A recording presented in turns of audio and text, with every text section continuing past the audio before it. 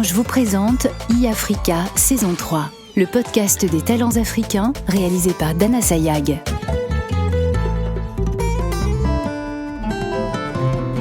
Le sport est à l'honneur cette année et dans cet épisode, vous allez découvrir l'athlète paralympique sud-africain Pieter du Preez.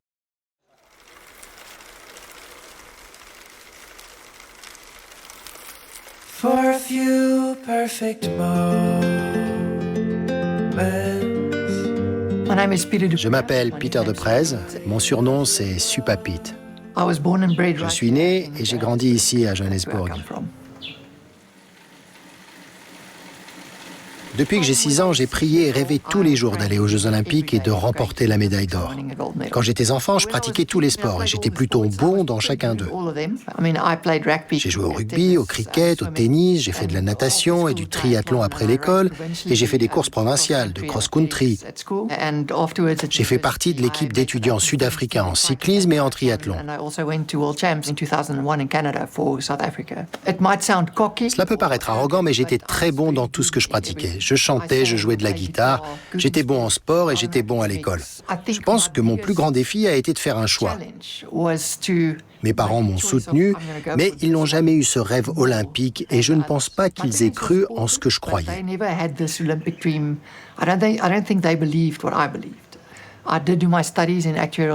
J'ai fait des études scientifiques, j'ai obtenu mon diplôme, puis j'étudiais à temps partiel, je participais à des compétitions semi-professionnelles tout en travaillant à l'université.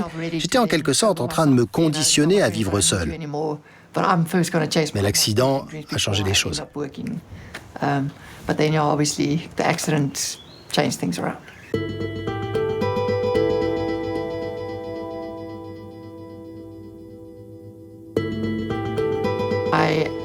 J'avais un peu mal aux ischio-jambiers et j'étais allé voir un chiropracteur pour m'aider à être en harmonie avec mon corps. C'était le 6 octobre 2003, c'était au milieu de la journée, le soleil brillait. J'ai décidé de faire 62 km, d'aller chez le chiro en vélo pour faire d'une pierre deux coups. C'est en y allant qu'une voiture ne m'a pas vu et m'a renversé. C'est une dame âgée qui m'a percuté. Elle s'est arrêtée à une intersection et a voulu s'engager. Je faisais attention. Elle ne m'a tout simplement pas vu, a démarré et elle est arrivée face à moi. J'étais allongé sur le bitume face contre terre, je ne pouvais plus rien bouger, sauf mon cou. Cette dame est sortie de la voiture, elle a vu mon vélo, puis elle a commencé à crier, à pleurer en se dirigeant vers moi. Pour moi, c'était incroyable de voir comment la grâce de Dieu était là avec moi pendant que j'étais par terre. Je l'ai calmée alors que j'étais allongé sur le sol et je lui ai dit « Je vous pardonne, mais s'il vous plaît, pouvez-vous vous calmer pour que nous puissions régler la situation ?» Ce qui s'est passé, c'est que je me suis cassé le fémur et la rotule, mes 2 poignets. Puis évidemment, le pire dans tout ça a été de me briser la nuque. Au final, je suis tétraplégique C6. Tétraplégique, c'est quand vous vous êtes brisé la nuque, la colonne cervicale, et selon le niveau de la blessure, vous ne pouvez plus bouger. Donc, si C1, C2 sont touchés, vous êtes mort. Et C3, vous êtes sous respirateur. C4, tu as les épaules. C5, tu as les biceps. Et C6, les poignets. Je suis C6, j'ai des poignets, des biceps et des épaules. Ensuite, je n'ai pas de muscles moyens, je n'ai pas de triceps. Et puis, évidemment, de la poitrine aux pieds, je suis complètement paralysé. Je peux sentir un léger contact sur mon corps, mais je ne peux pas ressentir la douleur ou le chaud et le froid. Je suis partiellement insensible. En tant que tétraplégique, ton système nerveux parasympathique est abîmé, ce qui contrôle le rythme cardiaque et la pression artérielle et vous fait transpirer.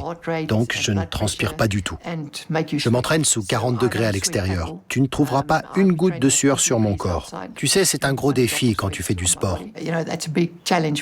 En tant que tétraplégique C6, vous n'avez pas le contrôle de votre intestin et donc de votre vessie. Beaucoup de gens portent donc un cathéter en permanence. Dans mon cas, je dois enfoncer un tuyau dans mon corps pour vider ma vessie et même mon estomac. Il faut trouver un rythme et comprendre comment il fonctionne. Je pense que souvent, les gens regardent un homme en fauteuil roulant qui est paraplégique ou tétraplégique et ils pensent simplement que le gars est déprimé parce qu'il est assis sur une chaise. La principale raison pour laquelle ces gars restent souvent à la maison, c'est parce qu'ils ont peur du regard en public. Puis ils ont peur d'avoir un accident de la vessie. Vous savez, pour moi, au début, j'ai évidemment eu beaucoup d'accidents. Et ensuite, vous apprenez comment fonctionne ce corps. Mais je pense qu'il est important que les gens s'en rendent compte et comprennent, car c'est en fait le plus grand défi d'un paraplégique ou tétraplégique.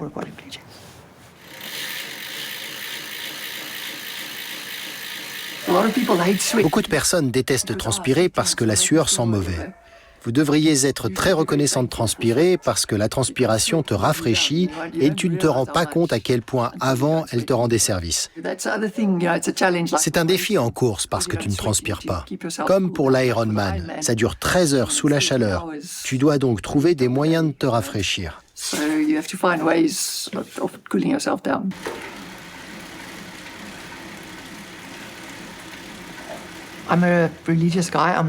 Je suis croyant, je ne suis pas un ange, mais je suis chrétien.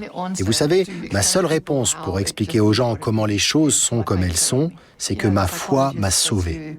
Vous savez, les psychologues qui veulent vous prescrire des antidépresseurs, ce qui est une solution, je ne dis pas que c'est mal, mais j'ai juste pensé que si j'avais la foi, j'irais bien. Je me suis opposé au médecin. Il me disait que j'étais dans le déni.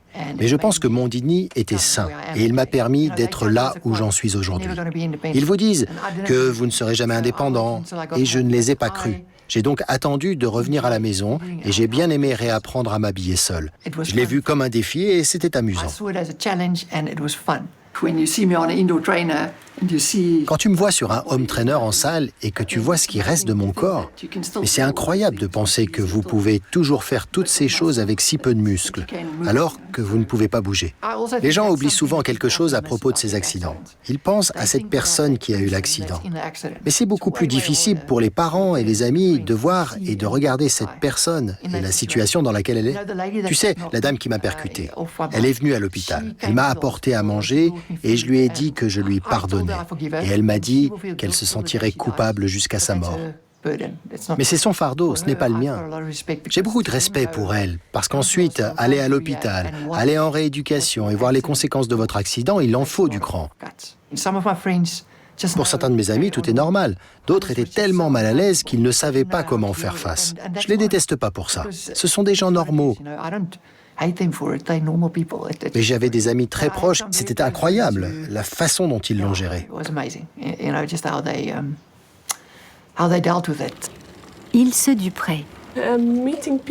J'ai rencontré Peter, comme il aime à le rappeler, par accident. J'étais donc amie avec son frère aîné et au moment de l'accident, il se trouvait en Australie. Parce que je suis ergothérapeute et que je travaillais dans le domaine de la rééducation de la colonne vertébrale.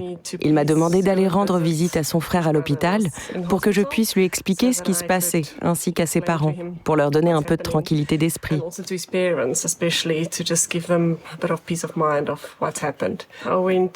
Je suis allée à l'hôpital. Il était en soins intensifs, donc je l'ai rencontré alors qu'il était encore dans le coma. Puis il s'est réveillé et nous avons finalement pu parler. Et puis nous sommes devenus de très bons amis. Tu sais, il m'intriguait juste, je crois. Et la façon dont il parlait et tout ce qui le concernait m'intriguait. Donc oui, c'est comme ça que ça a commencé. Je ne peux pas vous expliquer à quel point elle m'a apporté son soutien quand nous n'étions qu'amis, alors qu'elle ne me connaissait même pas. Mais oui, il y avait beaucoup de monde comme ça autour de moi, ce qui vous fait réaliser à quel point les gens peuvent être spéciaux.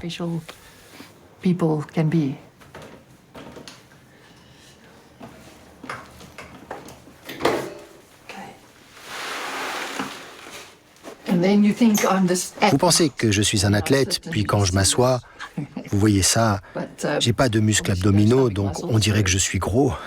Quand je me couche, mon ventre est entre mes hanches.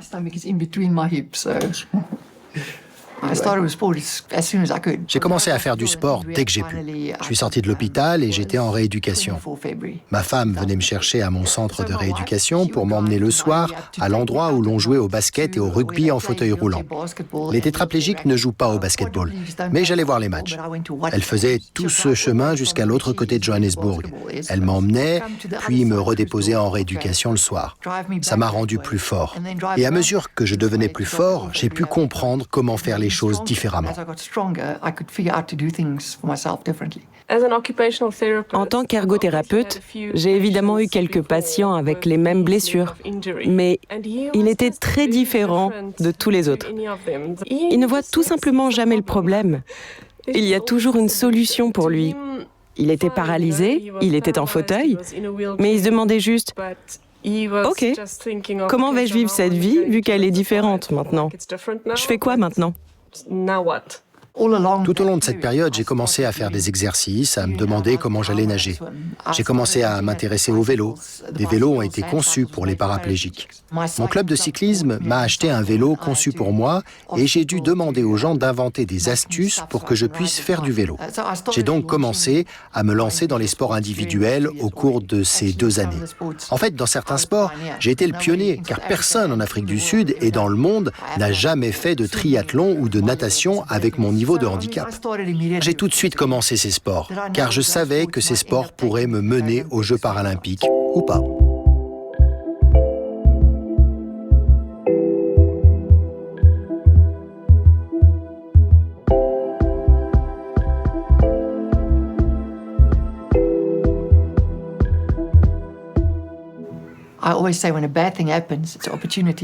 Je dis toujours que lorsqu'une mauvaise chose se produit, c'est l'occasion d'être formidable. Je ne savais pas que j'allais réaliser ce que je voulais.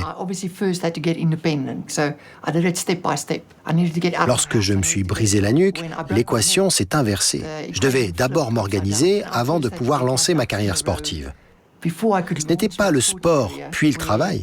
Il fallait que je devienne indépendant, que je commence à conduire moi-même, que je prenne la voiture tout seul. J'ai trouvé un emploi, je me suis marié, et une fois que j'ai senti que j'étais dans une bonne situation, là, j'ai recommencé à poursuivre mon rêve.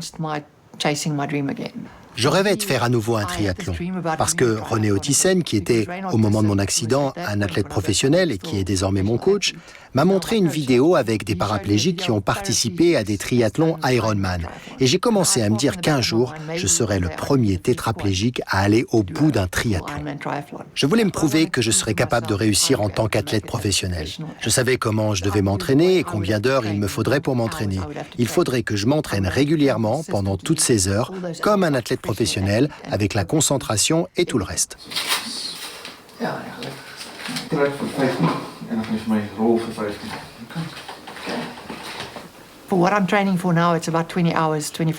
Actuellement, je m'entraîne environ 20-25 heures d'entraînement par semaine. Il y a beaucoup de sacrifices en termes de vie sociale, il y a beaucoup de sacrifices pour ma famille, ma femme et mon fils. Mais si tout le monde est sur le même chemin pour atteindre ses objectifs et qu'ils voyagent avec moi, même si c'est égoïste, s'ils font partie du voyage, cela devient notre rêve à tous.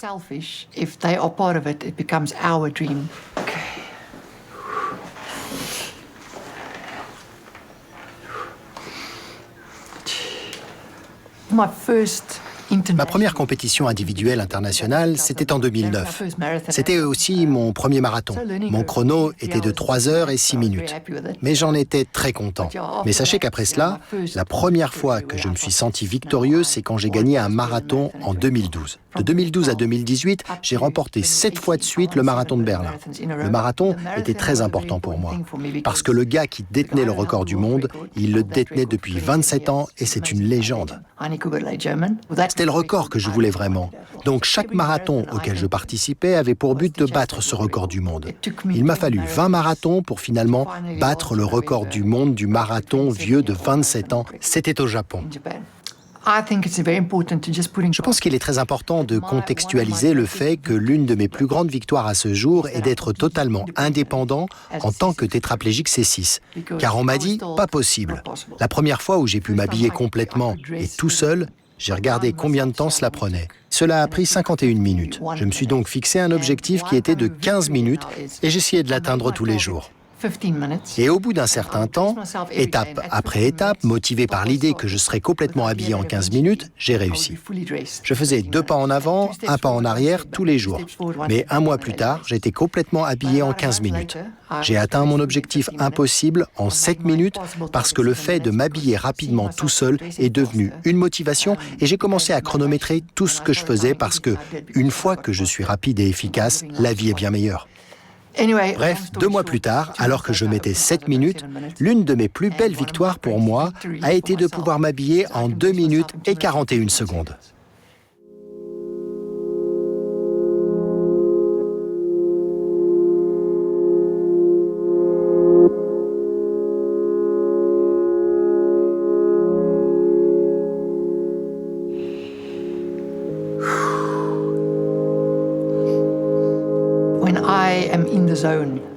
Quand je suis dans ma bulle avant une course, je ne suis pas dans ma bulle de tous les jours. C'est comme si c'était moi, mon vélo, mon esprit, mon corps. Tu ne fais qu'un. C'est comme si tu flottais, des choses se passent. Et si j'éprouve cette sensation, ce sentiment, cette bulle, cet état d'esprit, appelle-le comme tu veux, je le dis toujours à ma femme avant la course. Si quelqu'un me bat aujourd'hui, je lui serrerai la main parce que ça va être dur pour lui. Ma course à Tokyo, c'est une petite histoire, évidemment. La Covid est arrivée, alors Tokyo a été déplacé à ce moment-là. Je continue à m'entraîner, mais je n'étais pas sûr que les JO allaient avoir lieu. Et puis, en août 2020, je suis allé chercher mon fils. Je suis tombé, je me suis cassé l'épaule, mon articulation était complètement disloquée et on m'a mis une plaque pendant 6 mois.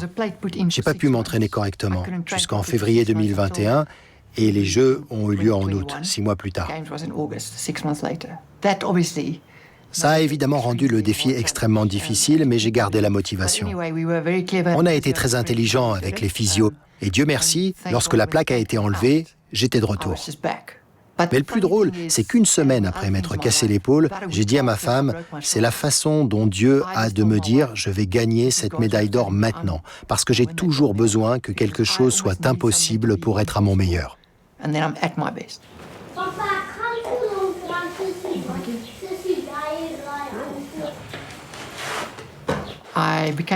Je suis devenu champion du monde pour la première fois en juin 2021. J'avais encore 1 minute et demie de retard sur l'Italien dans le contre-la-montre et 2 mois plus tard, c'est Tokyo. Et cet Italien a plus de fonctions musculaires que moi. Ma femme sait à quel point je m'entraîne, ce que j'ai enduré, ce que j'ai fait. Et elle vient me dire qu'elle pense qu'il est impossible de battre ce type. Et lors de ces championnats du monde, je pense qu'elle a commencé à y croire elle aussi, ce qui est très important. L'équipe doit y croire. Quoi qu'il en soit, Tokyo est arrivé. J'étais dans une forme que je n'avais jamais eue de ma vie auparavant. C'est parti. Je dois saisir cette opportunité. Je repense au contre-la-montre. Je suis parti avant-dernier et l'Italien est parti dernier. C'était un parcours de 2 tours et mon plan était de prendre de l'avance dès le premier tour parce que je savais que l'Italien était sous pression. C'est un parcours très technique avec des descentes abruptes, des vitesses d'environ 75 km/h et je savais que si j'étais en avance, il faudrait prendre des risques. Et quand j'ai franchi la ligne d'arrivée, je me suis dit « Ok, je l'ai ». Oui, j'ai la médaille d'or et je l'ai battue d'1 minute et 55 secondes.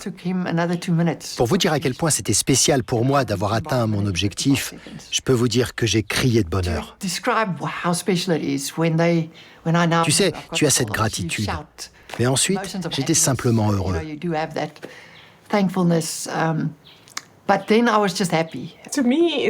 Ce qu'il voulait faire me semblait impossible. Et quand cela s'est produit, et cela s'est produit avec une telle évolution, vous pouvez évidemment comprendre ce que j'ai ressenti. C'est tout simplement génial. 35 years of chasing it, then breaking your neck and having to change the Olympic dream to Paralympic dream. 35 ans à courir après ce truc, à se casser la nuque et à devoir transformer le rêve olympique en rêve paralympique et finalement ma médaille d'or à Tokyo. Paralympics, etc. That's my gold medal at Tokyo.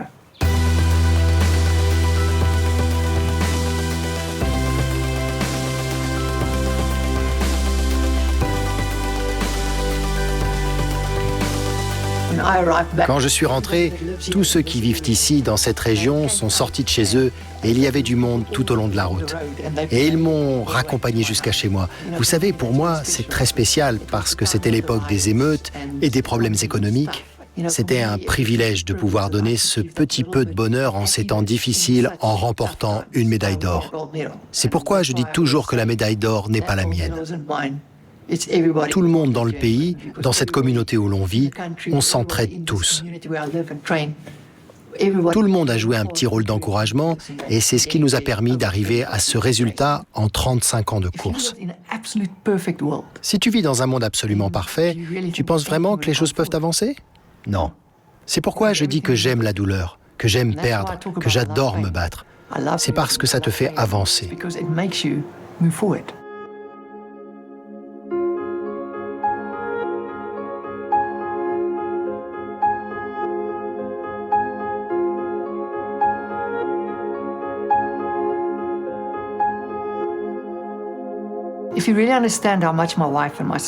Si vous comprenez vraiment à quel point ma femme et mon fils doivent faire des sacrifices pour ce que je fais, cela me rend reconnaissant et cela me fait pleurer aussi.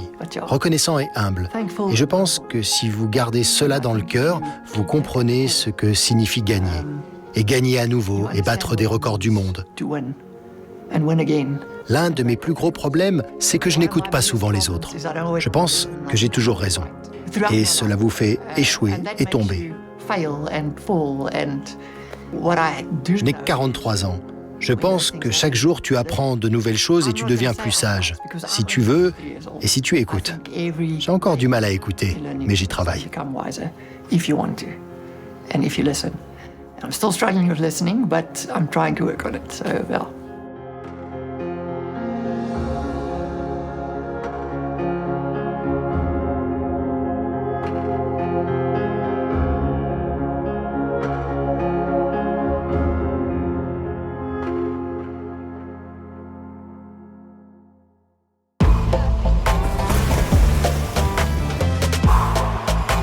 Orange vous a présenté Yafrika, le podcast des talents africains réalisé par Dana Sayag.